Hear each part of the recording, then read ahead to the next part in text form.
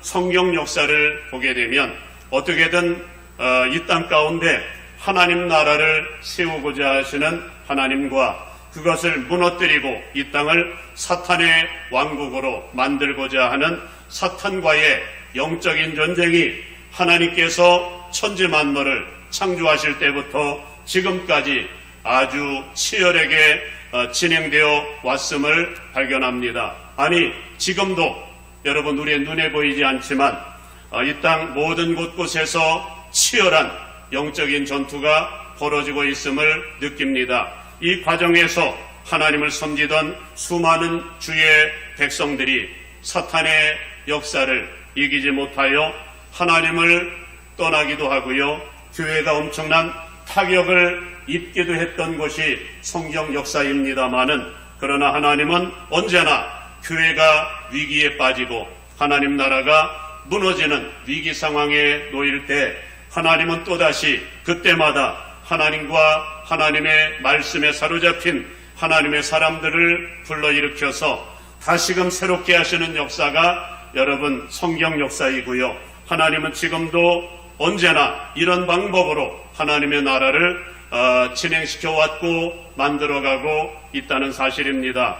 그런 차원에서 가장 먼저 여러분 하나님께서 천지 만물을 창조하시고 처음 하나님 나라의 역사를 시작하셨던 에덴 동산으로 한번 거슬러 올라가 볼까요?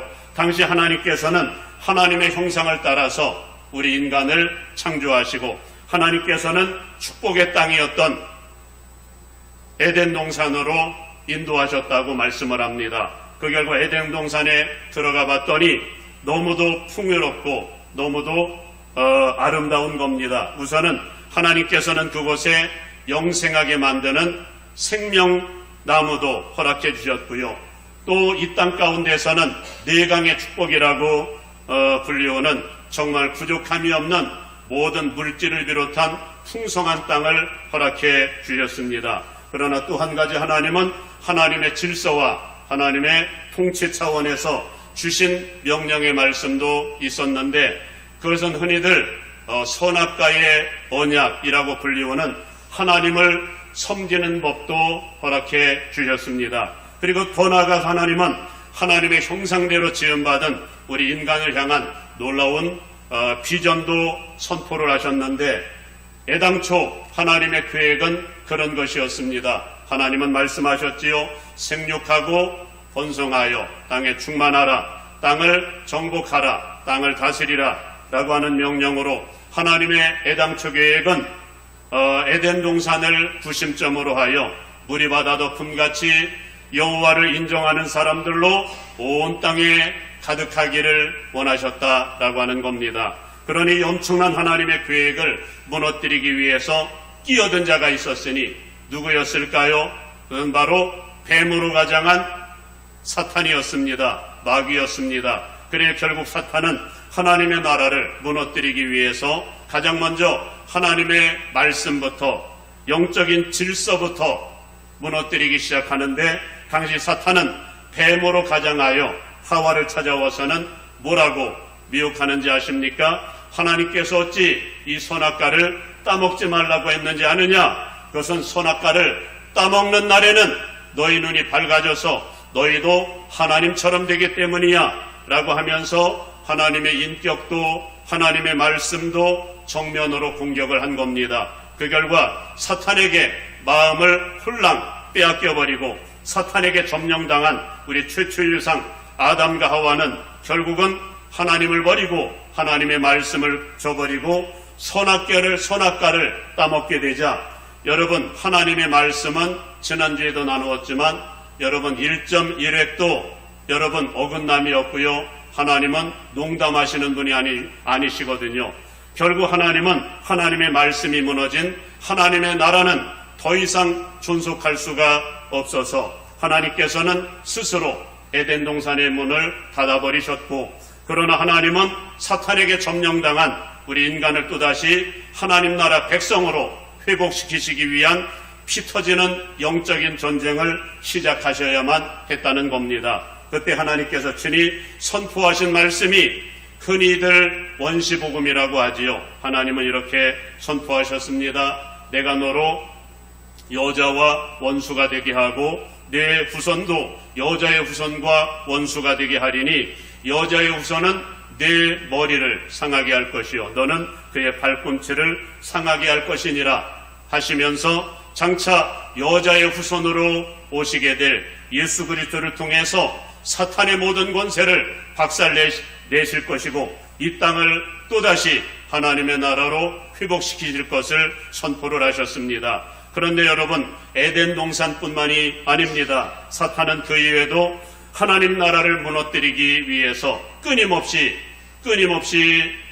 접근해 왔는데 창세기 4장에 의하면 처음에는 하나님을 떠난 가인을 통해서 이 땅 가운데 자기 왕국을 만들어 오다가 급기야는 하나님의 아들들로 표현되는 셋의 후손들까지도 전부 점령하여 자기 손아귀 안에 넣기 위해서 미혹하였고 결국은 하나님의 아들들로 표현되는 셋의 후손들이 사람의 딸들로 표현되고 있는 가인의 후손들의 아름다움을 바라보면서 자기가 좋아하는 모든 자들로 아내로 삼았다 그렇게 말씀을 하죠. 결국 믿는 자들이 믿지 않는 사람들과 결혼하게 되면서 하나님 신앙을 깡그리 잃어버리고 성경은 육체가 되었다 이렇게 말씀을 하고 있습니다마는 한마디로 하나님을 버리고 하나님의 말씀을 버리다 보니 결국은 동물과 다를 바 없는 육체적인 인간들로 전락되었다 그렇게 말씀을 하죠.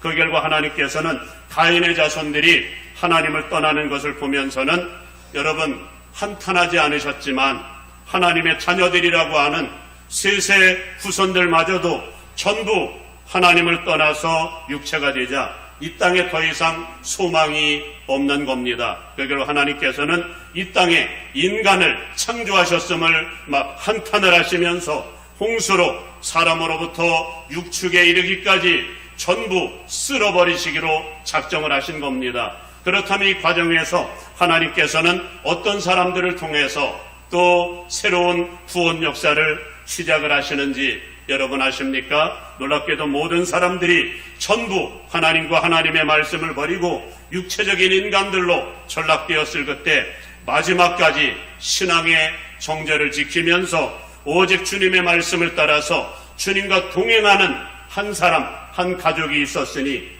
누구였을까요?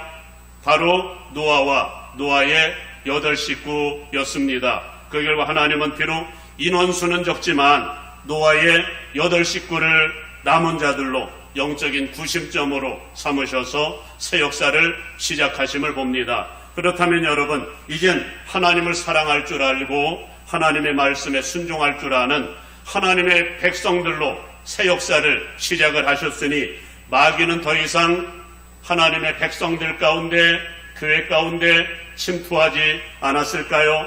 여러분, 마귀는 작은 틈새만 있으면 여전히 들어와서 공격하거든요. 마귀는 이번에는 노아로부터 저주받은 함을 통해서 역사를 했고 당시 노아의 세 아들이 있었지요.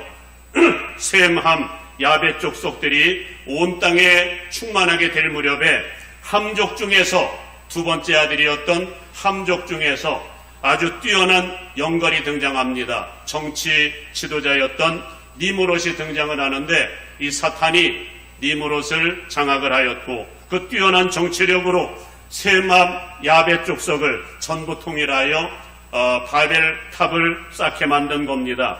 말씀에는 니므롯이 자기 이름을 내기 위하여 바벨탑을 쌓는다고 말씀하지만 사실은 사탄이 자기 왕국을 건설하기 위함이었습니다. 그러자 하나님은 안타깝지만 바벨탑을 무너뜨릴 수밖에 없었고 당시 백성들을 언어를 바꾸어서 온 지면에 흩으실 수밖에 없으셨습니다. 그 결과 하나님의 질서를 가진 하나님의 사람들로 온 땅에 충만해진 것이 아니라 정반대로 하나님을 버리고 우상 숭배를 하던 사람들로 온 땅에 충만해진 것입니다.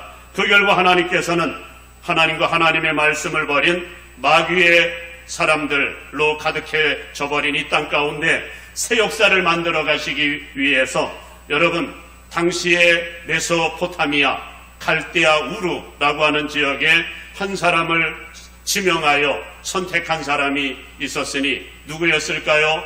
셈족 중에서 아브라함을 믿음의 조상으로 지명을 하셔서 선택을 하신 겁니다. 당시 하나님은 비록 늦은 나이지만 아브라함을 향해서 엄청난 비전을 선포를 하셨고 결국 단산하여 아무런 소망이 없이 살아가던 아브라함과 사라를 통해서 하나님을 잘 섬기는 왕같은 제사장 나라 이스라엘 나라를 만들게 되었고 그 나라를 구심점으로 해서 오늘날처럼 전세계 복음화를 통한 하나님의 나라를 만들어 오셨다는 겁니다.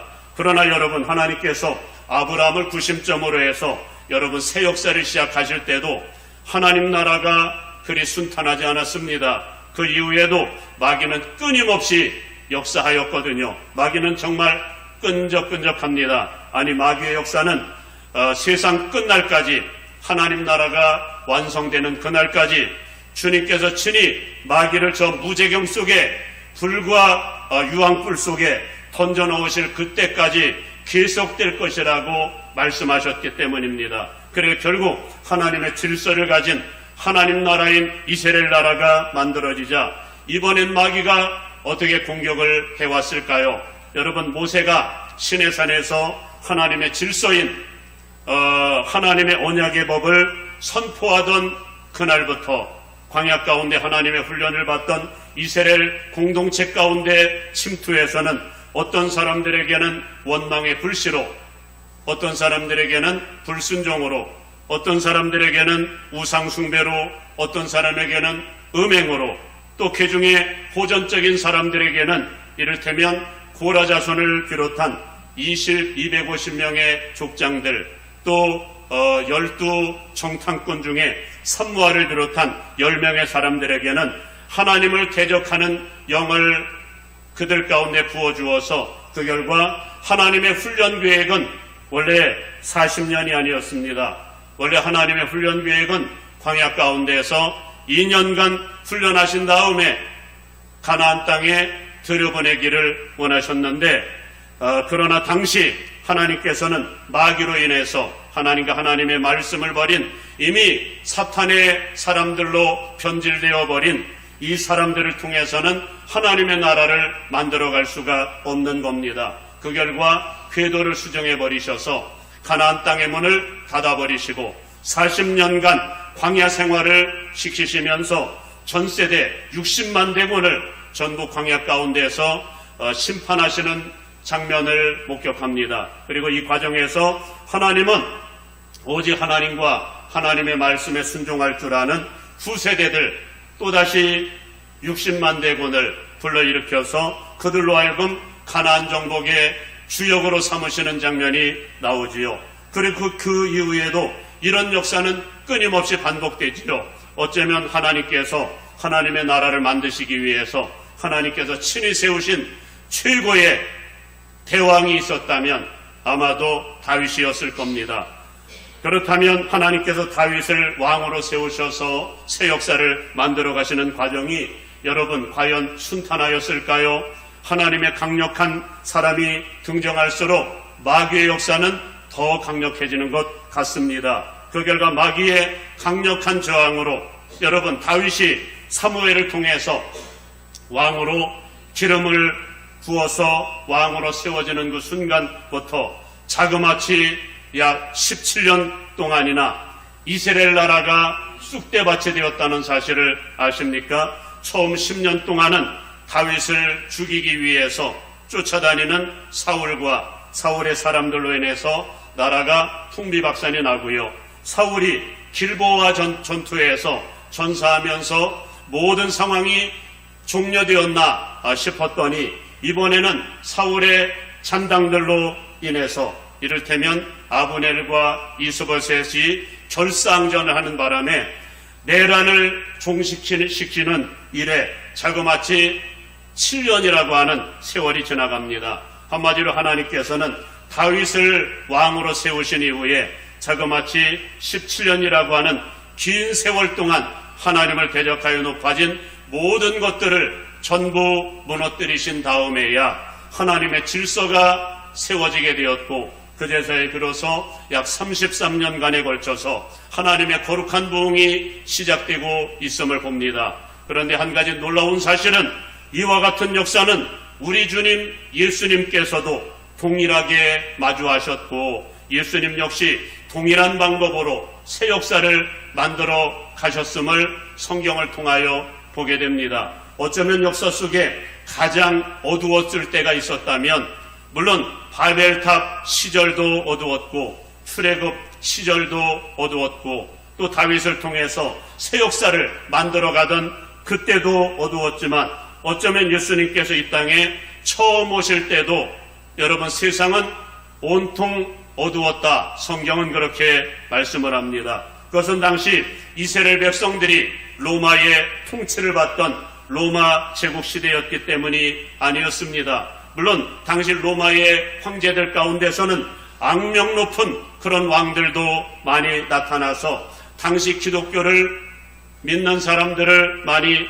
핍박을 하고 있었습니다마는 적어도 예수님께서 이 땅에 오실 당시에는 하나님을 자유롭게 섬길 수 있는 그런 분위기가 형성되어 있었거든요. 그러니 당시 예수님께서는 로마 권력에 대항하여 싸운 적이 한 번도 없으셨습니다. 그것은 어쩌면 전 세계 이방 민족들에게까지도 그리스도의 복음이 편만하게 증거될 수 있는 그런 로마의 대로가 모든 민족 가운데 모든 나라들 가운데 열려 있었기 때문이었습니다. 그러니 당시 문제는 로마 제국이 문제가 아니었고 로마 황제가 문제가 아니라 예수님께서 바라보실 때는 뭐가 문제였을까요? 하나님과 하나님의 말씀을 버린 선민 이스라엘 백성들이 문제였거든요.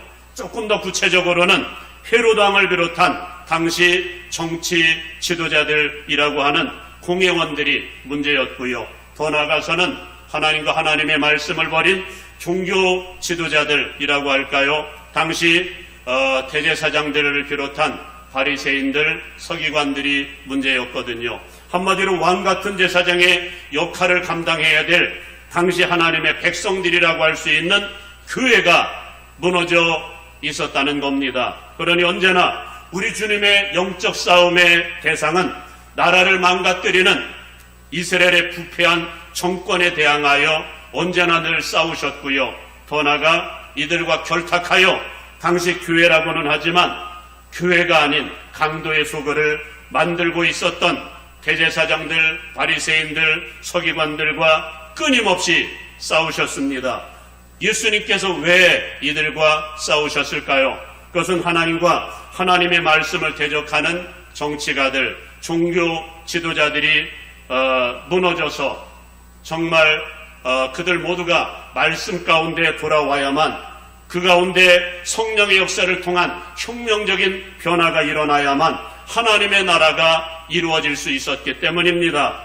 하나님을 대적하여 높아진 부패한 정권이 무너져야 하나님의 나라가 세워질 수 있었고 하나님을 떠난 제사장들, 바리새인들, 서기관들을 비롯한 당시에 강도의 소굴을 만들어가는 이 사람들이 무너져야만 하나님의 나라가 세워질 수 있었기 때문입니다. 그 결과 오늘날 사람들은 예수님을 잘못 오해해서 예수님은 정치에 관심이 없으신 분, 나라가 망하더라도 나라의 존망에는 전혀 관심이 없는 분, 그저 교회에만 충실하셨던 분으로 오늘날 사람들은 오해하지만 사실 여러분들도 잘 아시지만 예수님은 언제나 이들을 만나면 그들의 죄를 신랄하게 지적하면서 영적 싸움을 싸우셨고요. 결국 이들로 인해서 예수님은 십자가의 처형을 당하셨거든요. 누가복음 13장에 의하면 당시 어떤 바리새인이 와서 헤롯 왕을 그런 이야기합니다. 헤롯 왕이 당신을 찾아 죽이려 합니다. 이런 이야기를 하니까 예수님께서 뭐라고 말씀을 하셨는지 아십니까? 그 여우 같은 놈에게 가서 전하라. 여러분, 헤롯 왕을 가리켜 여우 같은 놈이라고 이야기하죠. 그 여우 같은 놈에게 가서 전하라. 오늘과 내일과 모레는 내가 갈 길을 가리니 선지자가 예루살렘 밖에서는 죽는 법이 없느니라 하면서 이런 심판의 메시지도 겸하여 증거합니다. 예루살렘아 예루살렘아 선지자들을 죽이고 내게 파송된 자들을 돌로 치는 자여 암탉이 제 새끼를 날개 아래 모음같이 내가 너희의 자녀를 모으려 한늘이 몇 번이더냐. 그러나 너희가 원치 아니하였도다. 보라 너희 집이 이제 황폐하게 되리라. 내가 너에게 이르노니 너희가 주의 이름으로 오시는 이를 찬송하리로다 할 때까지 나를 보지 못하리라. 여러분, 이 말씀은 세상 끝날까지 예수님께서 재림하시는 그 순간까지 이들 가운데 천국문을 닫아버리시겠다라고 하는 말씀을 하시는 겁니다. 그뿐이 아니지요. 주님은 부패한 정권뿐만이 아니라 부패한 종교 지도자들하고도 여러분 3년 내내 싸우셨다는 사실 아십니까? 심지어 예수님께서 이제 때가 되어 예루살렘에 입성하시고 십자가를 앞둔 시점에서 그런 책망과 심판의 메시지를 선고하시는 것을 우리가 듣습니다. 마태복음 23장에 의하면 화 있을진저 바리새인들과 서기관들이여 너희 안에는 온통 불법과 외식이 가득하도다. 자네 겉은 깨끗이 하되 그 안에는 온통 탐욕과 방탕이 가득하도다 하시면서 그런 죄도 지적하지요. 너희는 교인 하나를 얻기 위하여 바다와 육지를 두루다니다가 생기면 배나도 지옥 자식이 되게 하는도다. 너희는 천국문을 닫고 너희도 들어가지 아니하고 들어가려 하는 자도 들어가지 못하게 하는도다. 그 중에서도 가장 큰 죄로 하나님께서 보내신 하나님의 선지자들을 핍박하고 죽인 죄를 가장 큰 죄로 지적을 하시면서 이제 곧 그 죄가 너희 머리로 돌아갈 것인데 하나님께서 예루살렘을 심판하사 돌 하나도 도리에 남지 아니하고 모조리 무너지리라. 이거는 예루살렘의 멸망을 두고 하신 말씀인데 예수님의 말씀은 100% 되거든요. 그대로 이루어져서 주 70년에 진짜 나라가 망하고 예루살렘이 망하고 여러분 자그마치 1900년 만에 하나님이 은총의 기회를 주셔서 본국으로 돌아오게 하시는 은혜를 주셨다는 겁니다. 그리고 결국 예수님께서는 예수님의 이 준엄한 말씀을 듣고도 회개하지 아니하고 마지막까지 살기등등하여 예수님을 향하여 예수님을 죽이기 위해서 이를 갈던 정치 지도자들 그리고 종교 지도자들에 의해서 십자가의 처형을 당하시지요. 그리고 예수님께서 십자가에 죽으시던 그날 그토록 주님을 따랐던 수많은 무리들이 있었는데 어떻게 되었을까요? 전부 흩어지지요. 예수님의 제자들마저도 예수님을 부인하고 떠날 정도였으니 말이지요. 그러니 예수님의 3년간의 사역만 놓고 볼 때는 여러분 예수님의 사역은 실패한 사역처럼 보일 것입니다. 그래 안 그래요? 모든 게 다 와르르 무너져 버리고 말았기 때문입니다. 왜냐하면 예수님을 따르던 그 수많은 무리들도 당시에 헤롯과 빌라도 그리고 또 정치와 결탁한 종교 지도자들의 탄압으로 인하여 전부 주님을 부인하거나 떠나버렸기 때문입니다. 그러나 놀라운 사실은 죽음의 권세를 이기시고 부활하신 우리 주님께서는 모든 것이 전부 무너져버린 이 상황 가운데에서 그리스도인들이라고 하는 사람은 한 사람도 남지 않은 이 어두운 상황 가운데 바로 그때부터 새 역사를 시작을 하셨다라고 하는 것이 오늘 우리가 주목해 볼 말씀입니다. 부활의 주님께서는 약 40일간 계시면서 당시 예수님을 중심으로 따랐던 사람들을 일일이 찾아가셔서 일일이 만나주셨고 그 명령에 순종했던 120명의 사람들에게 약속하신 성령을 기름부터 부어주시면서 이때부터 실질적인 새 역사를 시작을 하셨는데 놀라운 사실은 이 사람들을 통해서 주님께서 친히 말씀을 하셨던 말씀이 그대로 이루어져서 처음에는 이 성령의 능력이 예루살렘을 복음화하더니 예루살렘 온 유대 사마리아 땅끝까지 이 사람들 남은 자들로 인하여 복음이 증거되었다는 말씀입니다. 예수님은